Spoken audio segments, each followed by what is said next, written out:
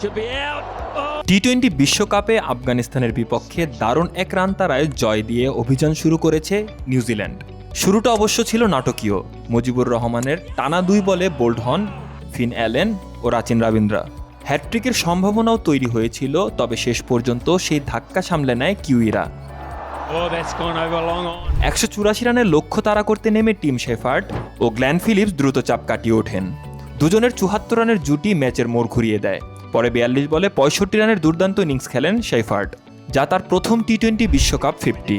শেষ দিকে Daryl Mitchell ও Mitchell স্যাটনারের ঝড়ো ব্যাটিংয়ে 13 বল হাতে রেখেই 5 উইকেটের জয় নিশ্চিত করে নিউজিল্যান্ড। এর আগে চেন্নাইয়ে টসে জিতে ব্যাটিংয়ে নেমে আফগানিস্তান তোলে 20 ওভারে 183 রান।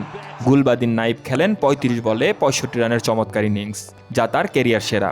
এছাড়া সেদিকুল্লাহ আটাল 29 ও দারভিস রাসুলি 20 রান করেন। তবে বড় সংগ্রহ করেও বোলারদের ব্যর্থতায় ম্যাচ হাতছাড়া হয় আফগানিস্তানের।